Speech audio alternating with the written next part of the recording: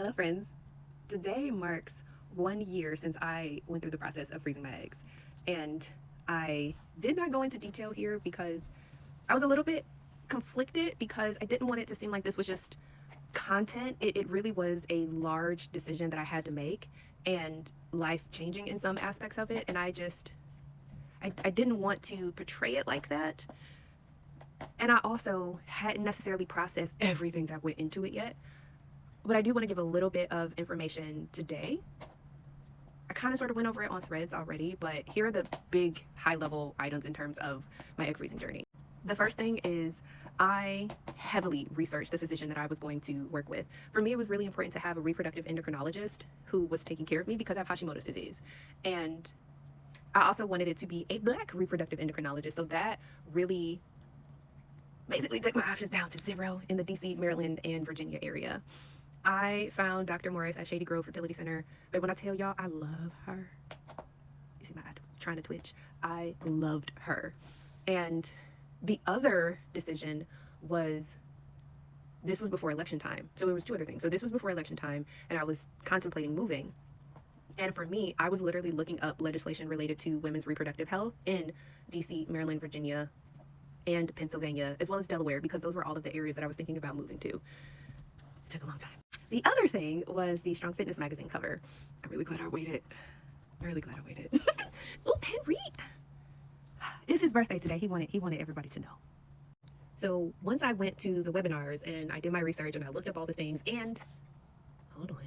I also watched a ton of Dr. Jaime's videos on here as well, and they were tremendously helpful. But again, after all of that, I had maybe 15 to 20 questions. They're in my notes app. But I scheduled my consult with Dr. Morris, and we spent over an hour during the consultation. And it was funny because at the time I was 36, and there was this weird cutoff where you get a lot of estimates up to 36, and I'm like, wait a minute, I'm gonna be 37 when I freeze my eggs. What am I, chopped liver? Like it stops and then it picks up at like 38 or so. And she was like, that is really interesting. But we talked about everything from going through the process, what it would look like, but also misinformation and misconceptions in the Black community about egg freezing. And I talked about how I talked to women of faith who had issues with me going through this, and they kept quoting Sarah and Abraham. And I was like, you know what? God gave us science, and he blessed all of the physicians and surgeons that do this work. Okay? I plan on utilizing it. He started laughing. I'm like, but you know, it made it difficult to have conversations about that. And now that I've gone through the process, I really wish I would have done it earlier. And one of the things that I want to convey to a lot of women, especially Black women, is check your insurance to see if it'll cover it. Because I understand how insurance works, and my insurance specifically, I was able to get a significant portion of my medication covered, but the rest of it was out of pocket. Yes, it was over $10,000. Yes, it was. Yep. But there are financing options. There are a lot of different options that you can take for this. But again, it really depends on you, your insurance, where you are financially, what you can handle, what you can't handle. If you are getting it, a gift to cover it, it's so much stuff to think about. And I spent a lot of time with S&P Pharmacy. Cannot recommend them enough, because before I had did all the calling and digging with my insurance, I called them up. I said, because I had met with Dr. Morris. We went through a lot of things. We scheduled my transvaginal ultrasound, and she gave me an estimate of the medications that I would need and about how much, but we wouldn't know until I got my blood work and we did my transvaginal ultrasound to know how much medication I was going to have to take after we saw my follicles and we looked at what my blood work was going to be like. So I was on the phone with them a whole lot, them meaning the pharmacy. And I was also working with Elaine, my nurse. She was amazing. Cannot say enough good things about her.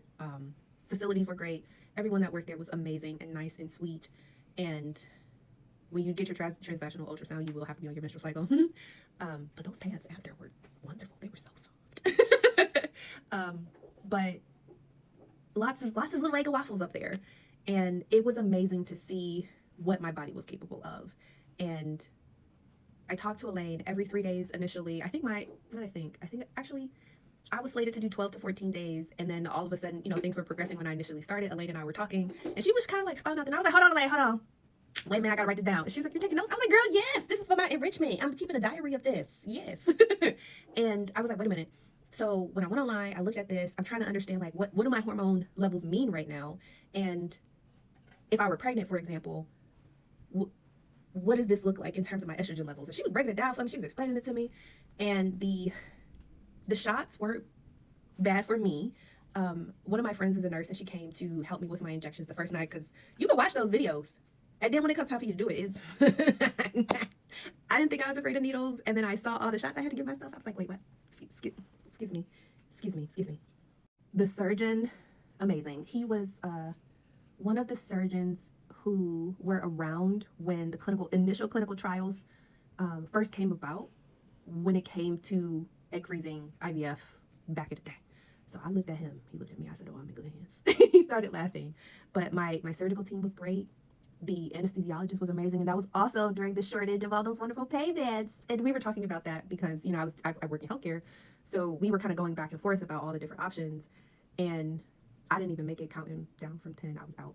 We ended up, actually, hold on, let me get my journal. This is my journal. They ended up retrieving 25 eggs and 23 were mature. So I went 12 days. Yeah.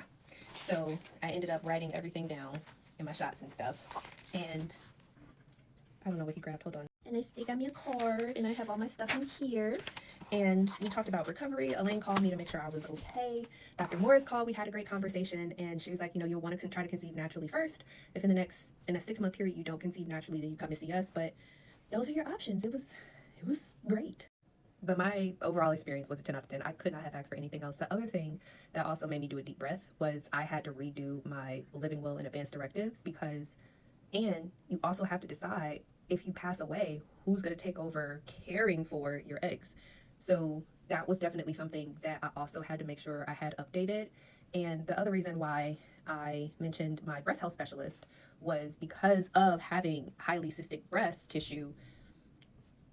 We talked about the benefits of having the hormonal injections with the egg freezing, because that increase of estrogen can also help kind of with my cyst. I won't go into detail about all of it. She's the expert. Talk to your doctor about all of it. But for me, we wanted to see if this was going to help in that way as well. And also, I wanted to make sure my GYN knew what was going on, and my primary care as well. And the other thing that I also want to mention is that the recovery was not bad at all.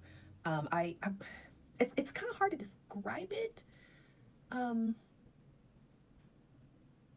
My legs were sore because you were kind of in stirrup, like your leg were kind of like hanging over. And I mean, you did have a vaginal procedure, so. But that first period,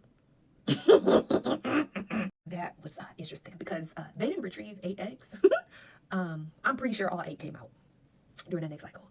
And the great thing is, I'm being sarcastic, by the way, I was at a holiday party just as my cycle was starting, and my manager and one of the other supervisors was there, and I felt all the blood drain from my face, and I was just sitting, and they were like, are you all right? I was like, I think my period's starting. I think it is. And I anticipated it, so I already had a pad on, so I wasn't like, oh my gosh. But I was like, I think I'm gonna have a drink. Yeah. I don't want nothing cute. I need something stiff. But I ended up going home shortly after that and just resting. And a lot of the recovery items were things that I already do, in terms of making sure I got, my protein, lots of fruits and vegetables, rest, water, all the things. So that recovery from things isn't really a big deal for me, because I've really worked hard from a nutrition perspective to support my body and my health. But the other thing too is it takes a minute to process all the things that are going on, because your belly, it's not your belly, but it expands. It expands. Yeah. Like, I really look like I was with child. I was watching Beetlejuice at the time, and when the baby's, I was like, I feel like that's about to happen to me. And also, there is a reason why they tell you to not exercise after a while, because I was also at a high risk of, OHSS, ovarian hyperstimulation syndrome, is what I was at risk for. I skipped a step. So when I got all my blood work done, Dr. Morris did not release it to me. I had to go in for another appointment. And the reason for that was all of my stuff's like ding, ding, ding, ding, ding, ding, ding, ding, wee.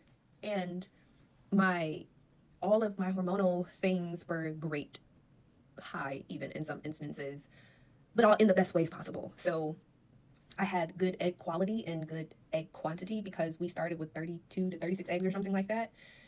It was a whole bunch of them. And I joked and I was like, so basically what you're telling me is I'm real fertile. Like, she was like, yes, ma'am. I said, so I shouldn't go have a wild night out on the town while I'm ovulating. She was like, no, you should not. Mm-mm, you should not. And I was like, so my dad joking about me being potentially octomom was a reality. And she was like, if you decide to get frisky while you were going through this egg freezing process, I cannot deny that you won't pop out with some multiples. I was like, say less. But I think the other thing that really got me was a couple things. I was in a room receiving good news, and I knew that there were other people there who were not getting the best news, who did not have a successful transfer, who were still struggling to get pregnant. And that was such a gut-wrenching experience for me, especially going in. Like, I wouldn't even sit in the general area because I am such a crybaby, and it was 10 times worse with all the hormones. And I could just feel the anxiety and stress from everyone. And my heart goes out to people who have done multiple rounds of IVF, IUIs, failed attempts, successful attempts, you know, having miscarriage, having fibroids, like that. My heart goes out to you. And I still cry thinking about it sometimes. But I just wanted to share my brief experience because I feel like it's important. And like I said, even my staff were Black, and I literally burst into tears that first day because this is already a high risk situation, and to have been so supported by all of these Black women just made my heart so happy.